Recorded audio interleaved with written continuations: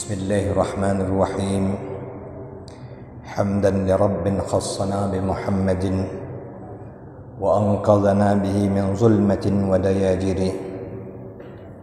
يا رب صل على صاحب التاج والمعراج والبراق والعلم، من جسمه معطر مطهر منور، من اسمه موضوع مرفوع مكتوب على اللوح والقلم، بدر الدجى ونور الهدى ومصباح الظلم، جد الصبيحين وابن الذبيحين، سيد الكونين الحبيب الزين قرة العين. فيا أيها المشتاق لنور جماله صلوا عليه وسلموا تسليما. اللهم صل وسلم وبارك عليه. سيد ضحك التبسم، مشيه الهوينة، نومه الإخفاء، ليته خصني برؤية زال عمن رآه الشقاء. له وجه جميل لو تراه ترى قمرا منيرا في العلالي، والشمس تخجل من أنوار طلعته، هذا الجمال فما أبهى محياه. صلوات الله سلامه عليه وعلى آله وصحبه ما دامت السماوات والأرض من يومنا هذا إلى يوم لقاه. صلوات الله سلام ربي عليه دائما أبدا. سبحانك لا علم لنا إلا ما علمتنا إنك أنت العليم الحكيم، ولا حول ولا قوة إلا بالله العلي العظيم. Yang kita muliakan para habaib Dzurriyyatir Rasul yang hadir pada malam hari ini, semoga menjadi keberkahan bagi kita semua. Para alim ulama, tuan-tuan guru kita, warasatul anbiya yang mewarisi para nabi dalam meneruskan risalah, dan orang-orang tua kita yang salihin, yang dalam sebuah hadis disebutkan, laula syuyukhun ruqqa, kalau bukan karena orang-orang tua yang saleh yang masih rukuk dan sujud kepada Allah Subhanahu wa taala, la amsakatis sama, niscaya hujan tidak diturunkan oleh Allah Subhanahu wa taala. Bapak-bapak, ibu-ibu, rahimani wa rahimakumullah, semoga Allah mengasihi kita semua. Amin ya rabbal alamin.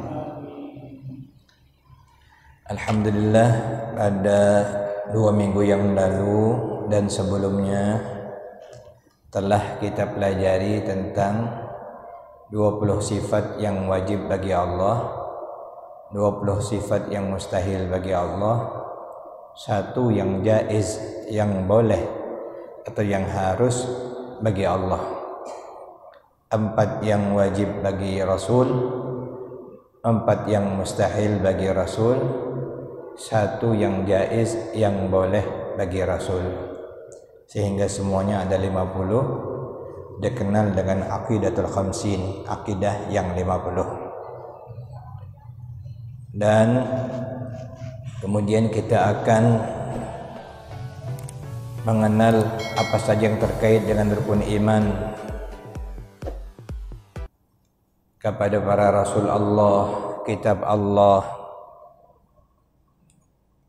kemudian juga kepada tentunya malaikat-malaikat Allah, hari kiamat, dan qada dan takdir Allah.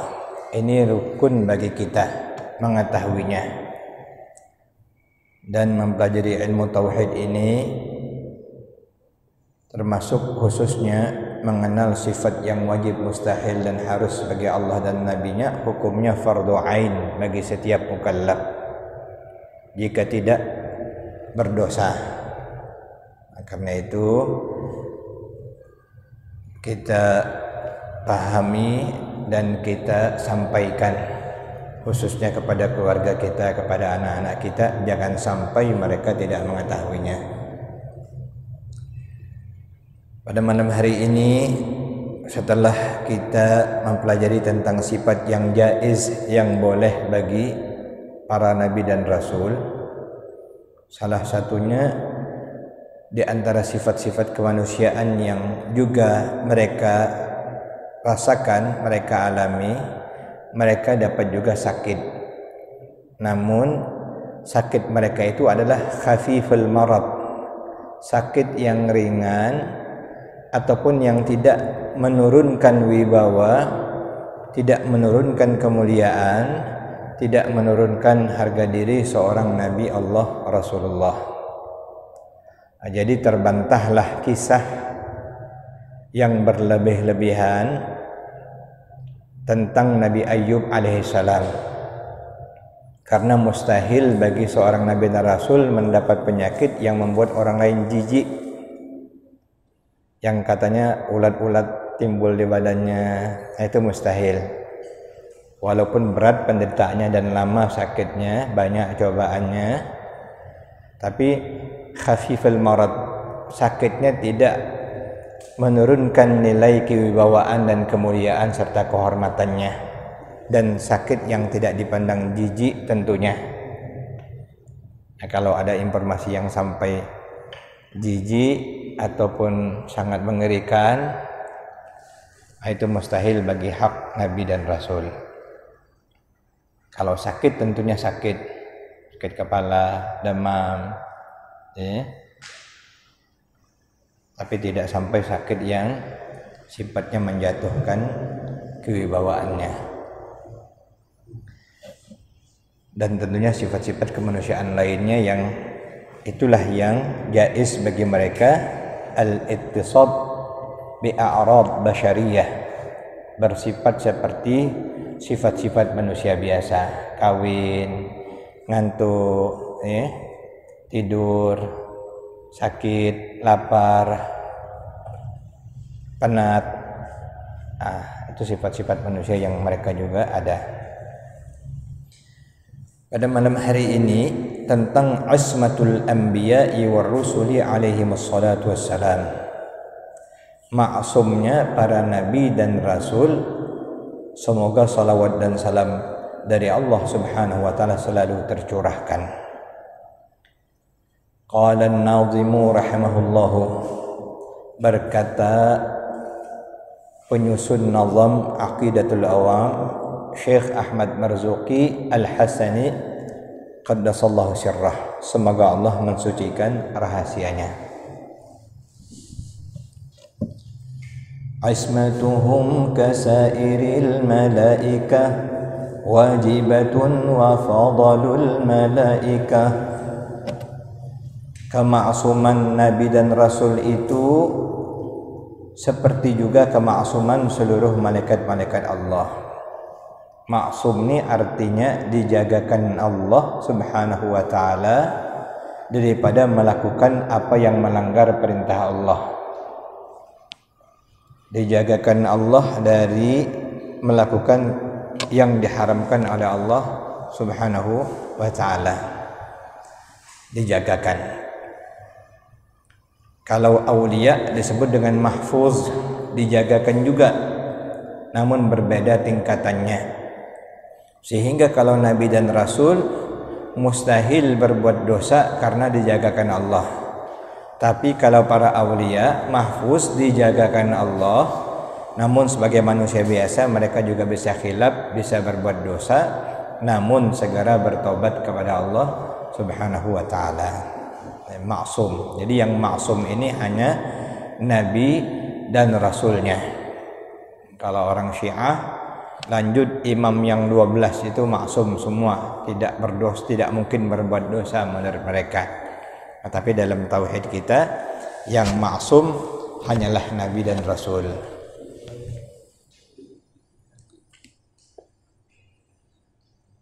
Terbantah juga informasi tentang Nabi Daud alaihissalam yang katanya sengaja menyuruh panglimanya pergi berperang karena dia menginginkan istrinya. Tidak. Maka penafsiran seperti itu penafsiran yang keliru. Karena tidak mungkin seorang Nabi dan Rasul menzalimi seseorang. Walaupun syariah ketika itu boleh jika seorang nabi menginginkan istri daripada umatnya, maka umatnya harus merelakan dengan menceraikan istrinya karena diinginkan oleh nabi. Nah, bahkan ini berkembang dalam adab orang yang adab kepada guru. Kalau guru tidak dengan bininya, sampai-sampai dia ikhlas. Kalau guru tidak dengan bini aku, ayolah katanya. Tapi tidak mungkinlah seperti itu ya. Jadi tak mungkin menzalimi, tak mungkin sengaja disuruhnya pergi karena nak ambil bininya. Maka tafsir seperti itu, tafsir Israiliyat, yang awalnya Nabi membolehkan jika kita mendapat informasi dari Banu Israel selama tidak ada riwayat yang lain. Khudhu an Bani Israel wala haraj, kata Nabi. Tetapi tengok dulu, kalau tak bertentangan dengan ajaran Islam, konsep Islam, dapat diterima. Tapi kalau ceritanya, informasinya bertentangan, tidak dapat diterima. Jadi banyak yang mungkin perlu juga diluruskan terkait kemaksuman Nabi dan Rasul. Asy-syarah, penjelasannya. Yajibu ala kulli mukallafin an ya'taqida anna al-anbiya'a war-rusuli alaihimus salatu wassalamu ma'sumuna. Wajib bagi setiap orang mukallaf. Kemarin sudah kita jelaskan berulang-ulang siapakah yang diberikan beban tersebut. Yang pertama, orang Islam tentunya. Yang kedua, akil baligh, sudah sampai umurnya kepada umur akil baligh. Yang ketiga, waras. Yang keempat, bulughud dakwah, sampai dakwah kepadanya. Kalau tidak sampai, tidak wajib. Macam orang kubu, tidak pernah tahu. Tak pernah tahu tentang Islam, tak pernah tahu tentang Nabi, tidak ada orang yang berdakwah. Tapi kalau sudah tahu, menjadi wajib bagi mereka mengikuti Islam. Kama annal malaikata ma'sumuna, sebagaimana juga bahawa malaikat-malaikat Allah mereka juga ma'sumuna, dijagakan oleh Allah Subhanahu wa taala. Asmah, ma'sum. Di Kuala Tungkal dulu ada nama orang Maksum. Di Jawa ada juga Kiai Maksum namanya. Kiai Maksum Jawa Hari. Wallahu alam, informasinya katanya rambutnya kalau digunting tidak diputus. Wallahu alam. Fahum munazzahuna 'anil wuqu'i fil ma'asi. Mereka disucikan, tanzih, anil wuqu'i fil ma'asi, daripada berbuat maksiat. Fala yatrukuna wajiban, mereka tidak pernah meninggalkan yang diwajibkan oleh Allah. Wala yartakibuna muharraman, tidak pernah melakukan apa yang diharamkan oleh Allah. Wala yattasifuna illa bil akhlaqil karimah, tidaklah mereka bersifat berakhlak melainkan dengan akhlak yang mulia. Jadi kalau ada orang yang akhlaknya kejam, jahat, ngaku nabi, ya mustahil, tak mungkin. Li'annahum qudwatun hasanatun, karena mereka semua itu adalah ikutan terbaik, tauladan. Wal mathalul a'la alladhi yattajihu ilaihi an-nas, contoh yang paling sempurna, yang paling utama agar diikuti oleh manusia.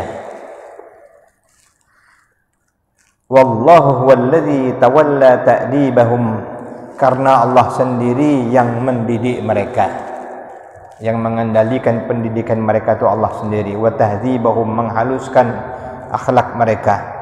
Wa ta'limahum, dan mengajarkan mereka. Seorang ulama besar di Malaysia, Profesor Dr. Syed Hussein Al-Attas namanya, Syed Nagib, Syed Naqib Al-Attas, Nagib Al-Attas, Profesor Doktor, itu tidak sepakat kata pendidikan itu bahasa Arabnya tarbiyah. Menurutnya yang paling tepat adalah at-ta'dib, mendidik. Karena dari hadis Nabi sallallahu alaihi wasallam, "Addabani Rabbi fa ahsana ta'dibi." Allah langsung yang mendidikku. Karena itu Allah sangat menyempurnakan pendidikanku. Addabani Rabbi fa ahsana ta'dibi. Dan pendidikan Islam tidak akan berhasil kecuali produk yang mendapatkan pendidikan Islam itu betul-betul dapat mengikuti contohnya. Siapakah contohnya? Tak lain dan tak bukan adalah Habibuna Muhammad sallallahu alaihi wa ala alihi wa sahbihi wasallam. Makanya pendidikan Islam apapun judulnya, kalau tidak mampu membuat siswanya dapat mencontoh sosok karya pendidikan Islam yang sesungguhnya, yaitu yang menampilkan bagaimana pendidikan Islam, bagaimana Al-Quran itu, itulah Nabi kita Muhammad SAW. Maka tidak akan pernah berhasil kalau tidak dapat mengikuti beliau. Dalam Al-Quran Allah juga berfirman, Inna waliyallahu alladhi nazzala al-kitab wa huwa yatawalla as-salihin. Allah sendiri yang menjaga, mengendalikan orang-orang salihin, ya. Tentunya Nabi dan Rasul Allah sendiri yang mendidik mereka, menghaluskan budi mereka, mengajarkan mereka hatta kanu ahlan lidzalik, sehingga benar-benar mereka itu mumpuni dalam hal yang demikian. Ini juga dikiaskan kepada para aulia Allah, bahwa wali Allah itu pasti mendapatkan ilmu yang diajarkan oleh Allah. Dalam sebuah hadis disebutkan, mattaqadallahu waliyan min jahilin. Allah tidak menjadikan seorang jahil menjadi walinya. Idza takhazzahu, kalau Allah menginginkan seseorang menjadi kekasihnya, allamahu, pasti Allah akan mengajarkannya.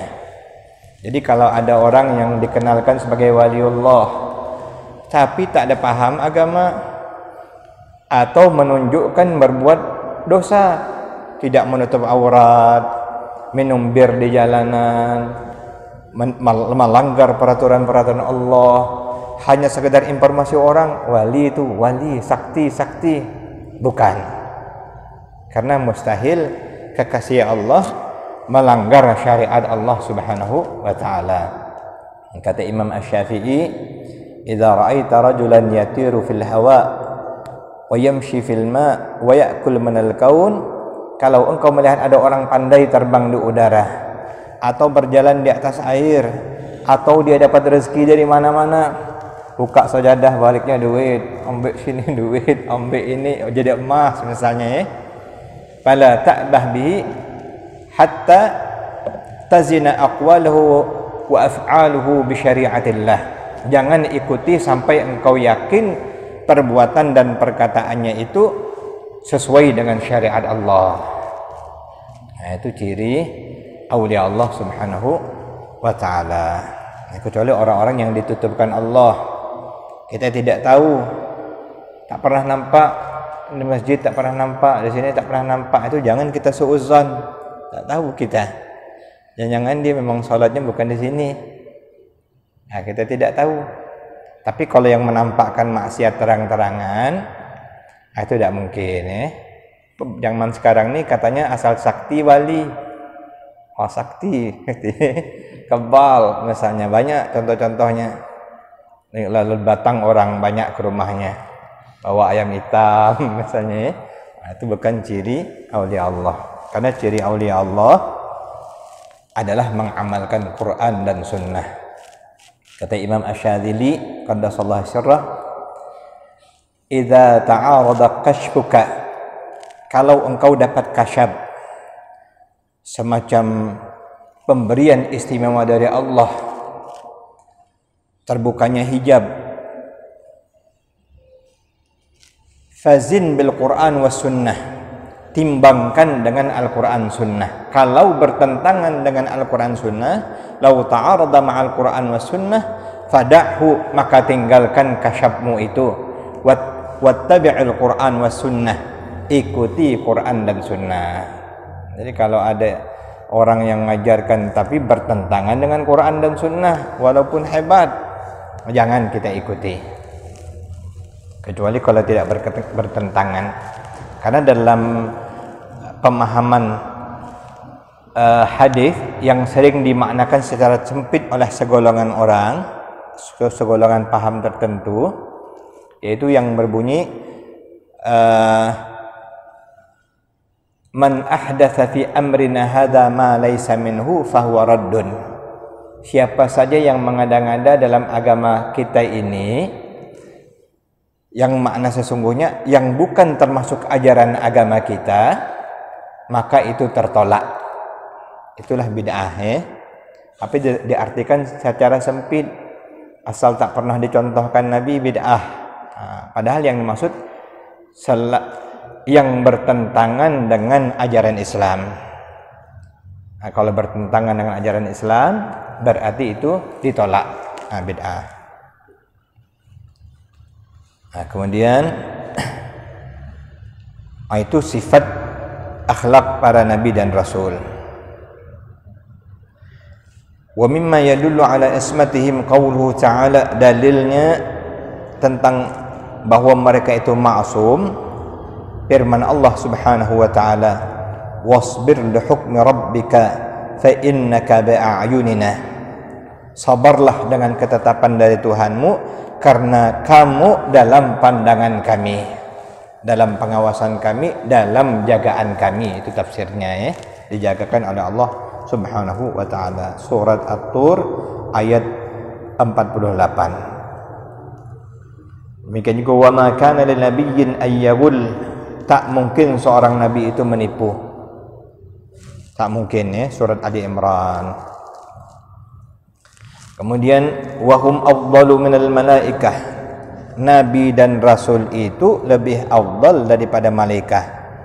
Ala ma dhahaba ilaihi jumhurul asy'ariyah, menurut pendapat mayoritas ulama-ulama al-asy'ariyah. Inilah yang kita ikuti dalam ilmu tauhid, dalam bab akidah.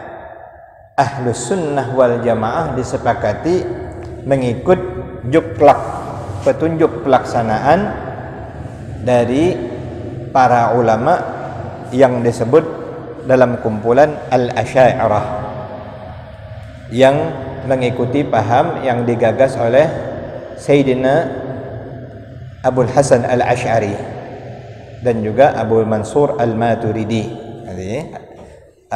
Asy'ariyah Maturidiyah disepakati inilah juklak untuk akidah Ahlus Sunnah wal Jamaah. Bukan sesuatu yang baru, mereka hanya menyusunkan juklaknya saja supaya mudah kita ketahui dan kita pedomani. Sebab ada orang ngaku pula ikut Imam Asy'ari, ikut Nabi lah katanya, sama juga ngaku ikut Imam Syafi'i, tidak usah ikut Imam Syafi'i, ikut Nabi katanya. Emangnya Imam Syafi'i tidak ada ikut Nabi apa? Imam Abul Hasan Asy'ari apakah tidak ikut Nabi? Mustahil, mereka itu kibar, ulama yang mumpuni, yang betul-betul dapat menjadikan representatif dan dipercaya pemahaman mereka agar dapat kita jadikan juklak, petunjuk pelaksanaan. Wad dalilu ala dzalika, dalilnya kenapa Nabi dan Rasul itu lebih mulia daripada malaikat. Firman Allah, wa idz qulna lil malaikati isjudu li adama fasajadu, dan ingatlah ketika kami titahkan kepada malaikat, sujudlah kalian kepada Adam, lalu mereka sujud menghormati Nabi Adam.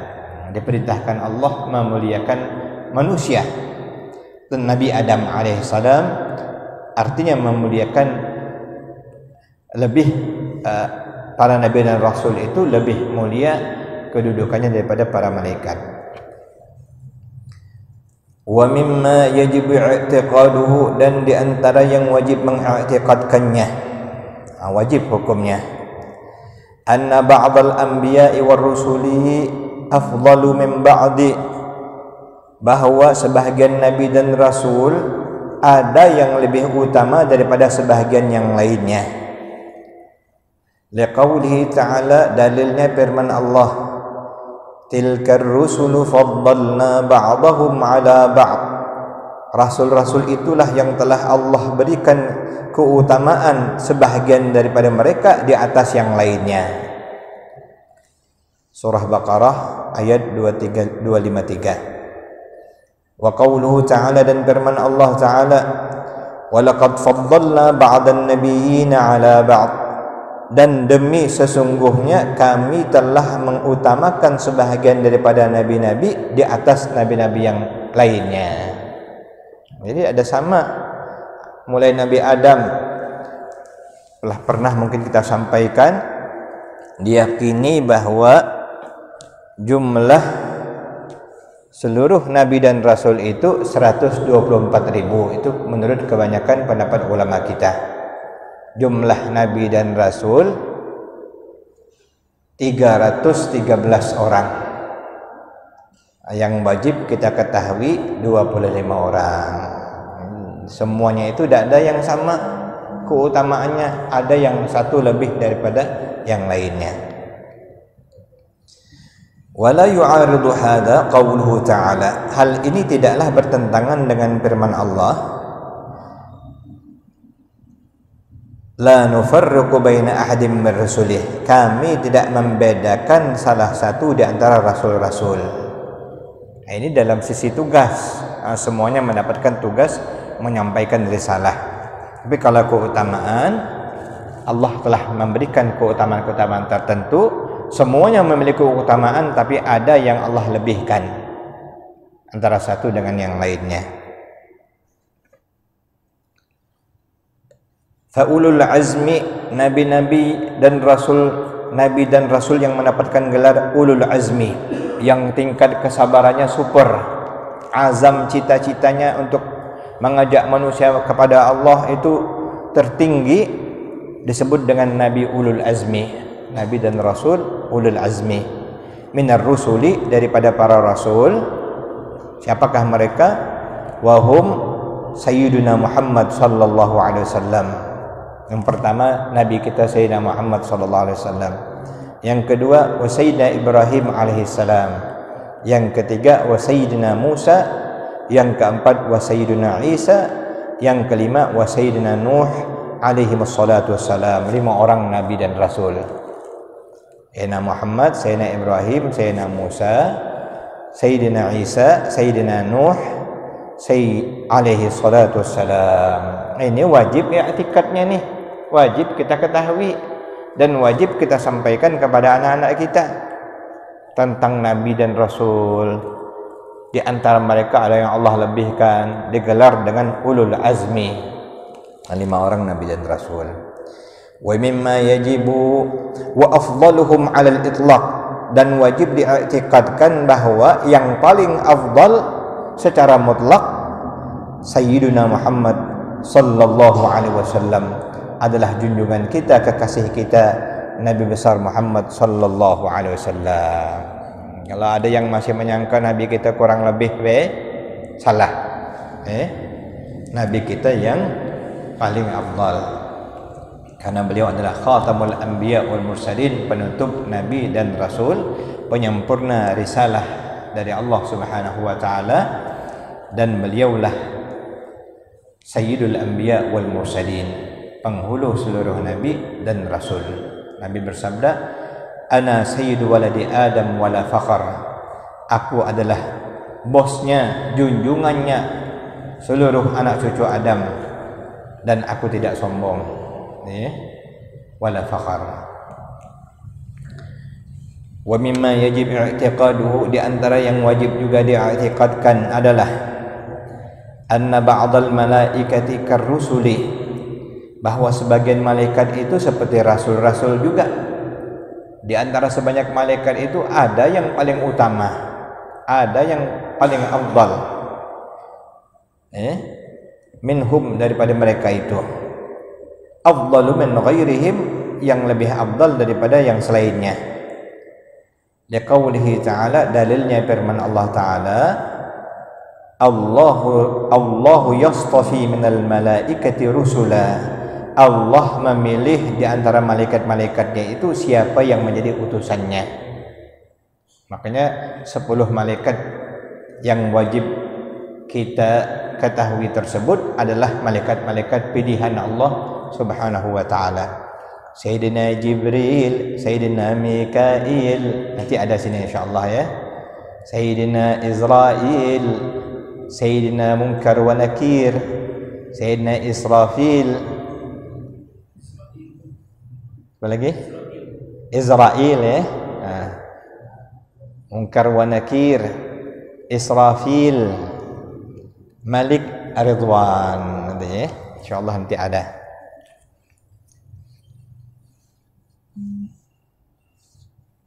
Itu wajib kita i'tiqadkan. Boleh mungkin kalau ada waktu sedikit, tapi waktunya dah tanggung juga ya. Kita ulang lagi tentang kemaksuman Nabi dan Rasul. Tadi sudah dapat kita pahami.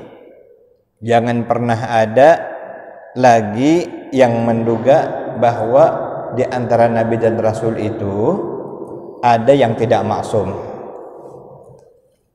Jadi kalau ada informasi yang menceritakan bahwa ada Nabi yang berbuat maksiat secara syariat, itu diyakini informasinya keliru. Kalaupun mungkin dengan syariat Islam bertentangan, maka dikaji ternyata pada syariah mereka dibolehkan. Karena itu tidak akan bertentangan dengan hukum Allah Subhanahu wa ta'ala.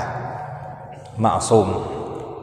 Tadi kita istilah untuk para wali-wali disebut dengan mahfuz, yang dijagakan Allah juga. Tapi Nabi maksum, dijagakan Allah daripada dosa. Seperti firman Allah Subhanahu wa taala dalam surat Al-Fath, "Inna fatahna laka fathan mubina liyaghfiraka Allahu ma taqaddama min dhanbika wa ma ta'akhkhar wa yutimma ni'matahu 'alaika wa yahdiyaka siratan mustaqima." Ini ungkapan yang dulu dan yang akan datang pun diampunkan Allah. Pengertiannya adalah dijagakan oleh Allah Subhanahu wa ta'ala. Karena orang yang main tafsir-tafsir dewek, pikir Nabi itu buat dosa lah. Dosa-dosa dulu, dosa-dosa akan datang. Namun diampunkan Allah, tidak. Pengertiannya dijagakan oleh Allah Subhanahu wa ta'ala. Itu semulia-mulia Nabi dan Rasul adalah Nabi kita Muhammad sallallahu alaihi wa ala alihi wa sahbihi wa sallam tasliman katsira. Karena itu nanti mengenal Nabi pun menjadi wajib bagi kita sebagai syahadatul Rasul. Makanya kita kaji lagi nanti tentang Nabi, sirahnya, riwayat hidupnya, perjuangannya, manaqibnya. Ada yang disebut dengan istilah khasais, kekhususannya. Ada yang disebut dengan istilah asy-syama'il, keistimewaan pribadinya. Al-khasais itu yang khusus untuk Nabi. Misalnya untuk Nabi kita sallallahu alaihi wasallam, tahajud hukumnya wajib bagi beliau. Untuk umatnya sunnah. Subhanallah itu ya. Berat. Termasuk juga kebolehan-kebolehan yang hanya boleh bagi Nabi, tidak dibolehkan bagi selainnya. Itu namanya al-khasais. Asy-syama'il, keistimewaan. Itu yang wajib kita ketahui tentang Rasulullah sallallahu alaihi wa ala alihi wa sahbihi wasallam. Eloklah kalau kita ada rezeki lebih, kita beli buku tentang Nabi kita, tentang keluarga Nabi kita, tentang sahabat-sahabat Nabi kita. Jangan sampai katakanlah kita sudah mengetahui tapi belum tentu anak-anak kita mengetahui. Minimal kalau ada buku tertengok juga nanti anak kita ya, atau buka juga buku. Sebab kita ini jahil, sangat jahil tentang Nabi kita sallallahu alaihi wasallam, yang kita tahu cuma dikit. Padahal disebutkan kalau tentang Nabi kita itu tidak ada habis-habisnya. Saking terlalu banyaknya, tak dapat digambarkan lagi. Andai air lautan jadi tintanya pun tidak cukup. Makanya Imam Al-Busiri dalam Burdatul Madih mengatakan, wansub ila dzatihi ma syi'ta min syarafin, wansub ila dzatihi ma syi'ta min 'izami. Silahkan puji Nabi Muhammad, zatnya Nabi Muhammad itu, apapun yang engkau ingin sampaikan dalam memuji beliau dari sisi kemuliaan dan keagungannya. Inna fadla rasulillahi laisa lahu, karena keutamaan Rasulullah SAW, laisa lahu haddun fayu'rib anhu natikun bifami, tidak ada batasnya, takkan ada lisan yang sanggup mengutarakannya.